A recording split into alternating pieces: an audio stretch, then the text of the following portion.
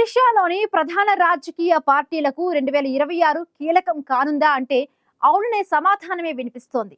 ఎందుకంటే ఇప్పటికే ఒడిషాలోని అధికార విపక్షాల్లో లుకలుకలు ఆయా పార్టీలకు తీవ్ర సమస్యగా మారాయి. ఈ నేపథ్యంలో ఈ ఏడాది ఏ పార్టీకి కలిసి వస్తుందో, ఏ పార్టీకి ప్రతికూల ఫలితాలను ఇస్తుందోనని టెన్షన్ మొదలైంది. వచ్చే ఏడాది జరిగే స్థానిక సంస్థల ఎన్నికల్లో సత్తా చాటేందుకు ఒడిషాలోని ప్రధాన పార్టీలకు ఈ ఏడాది అత్యంత కీలకమే.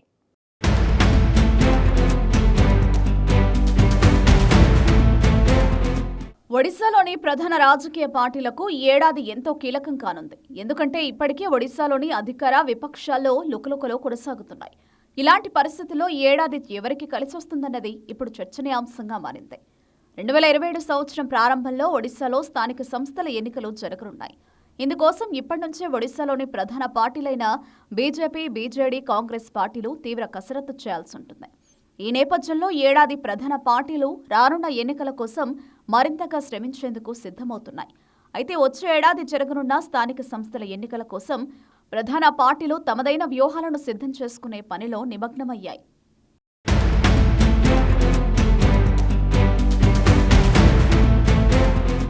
ఒడిశాలోని ప్రధాన విపక్షం బీజేడీలో అసంతృప్తి తీవ్రంగా ఉంది. బీజేడీ అధికారం కోల్పోయిన తర్వాత ఆ పార్టీ అధినేత నవీన్ పట్నాయక్ పట్టుసడలింది. ఇదివరకు నవీన్కు వ్యతిరేకంగా విప్పని వారంతా ప్రసార సాధనాల ముందు నాయకత్వాన్ని ధిక్కరించి వ్యాఖ్యలు చేస్తున్నారు. కొంతమంది నేతలైతే ఏకంగా గ్రూపులు కట్టారు. అయినప్పటికీ లక్ష్మణరేఖ దాటిన వారిపై నాయకత్వం చర్యలు తీసుకోవడానికి వెనకడుగు వేస్తోంది. నువాపడా సీటు చేజారిన తర్వాత బీజేడీ ప్రతిష్ట మరింత మసకబారింది. శాసనసభలో ప్రధాన విపక్షంగా సక్రమంగా బాధ్యతలు నిర్వర్తించడం లేదన్న అపవాదు కూడా మూటగట్టుకుంది బీజేడీ.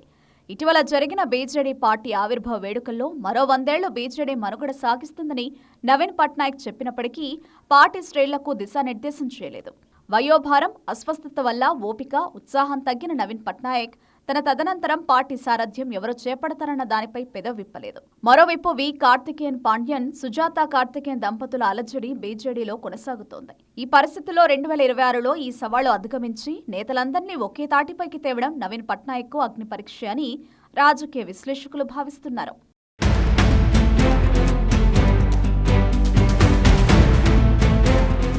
గతేడాది పీసీసీ అధ్యక్ష పదవి చేపట్టిన భక్తచరణ్ దాస్ కాంగ్రెస్ కు పూర్వ వైభవం తెస్తారని చెప్పుకున్నా అది వాస్తవంగా నెరవేరలేదు. నోపాడు ఉప ఎన్నికల్లో కాంగ్రెస్ పార్టీ తృతీయ స్థానానికే పరిమితమైంది.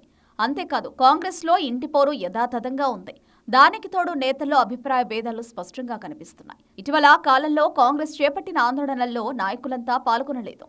వాస్తవాలు ఎండగట్టిన సీనియర్ నేత మహమ్మద్ ముఖీంను పార్టీ ప్రాథమిక సభ్యత్వం నుంచి తొలగించారు. దీన్ని ఎంతో మంది ఖండించారు. ఈ నేపథ్యంలో ముఖీం ప్రాంతీయ పార్టీ పెట్టేందుకు సన్నాహాలు చేసుకుంటున్నారు.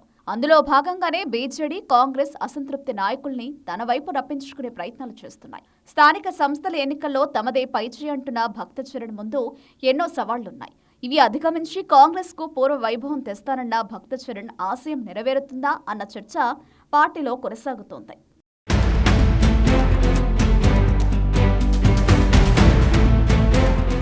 ఇక ఒడిశాలోని అధికార బీజేపీ విషయానికి వస్తే గతేడాది మిశ్రమ ఫలితాలొచ్చాయి. ఒడిశాలోని శాంతి భద్రతల విషయానికి వస్తే మహిళలు, బాలికలపై జరిగిన అత్యాచారాలు, ఆత్మాహుతి ఘటనలో మోహన్ చరణ్ మాజీ సర్కారు ప్రతిష్టను మసకబార్చాయి. మరోవైపు పదవుల కోసం వేచి చూస్తున్న వారిలో అసహనం వ్యక్తమవుతోంది. ఇదిగిదిగో అంటూ కాలయాపన చేసిన పాలకులు కీలక నేతలకు పునరావాసం కల్పించలేదు. పదవులు ఆశిస్తున్న వారి సంఖ్య ఎక్కువ కావడమే ఇందుకు కారణమని తెలుస్తోంది.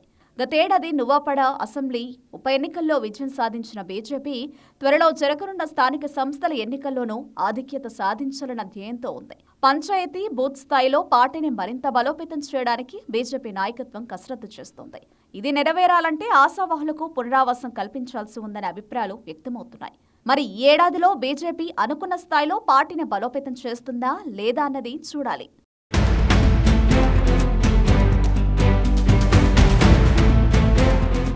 ఒడిషాలో అధికార విపక్షాలు అనే తేడా లేకుండా ప్రధాన పార్టీలో తీవ్ర అసహనం నెలకొంది. దీంతో ఈ ఏడాది ప్రధాన పార్టీలని పంచాయతీ, బూత్ స్థాయిలో తమ పార్టీని బలోపేతం చేసుకోవాలనే లక్ష్యంతో ముందుకు సాగుతున్నాయి. ఈ నేపథ్యంలో 2026 ఏ రాజకీయ పార్టీకి కలిసి వస్తుందనేది చూడాలి.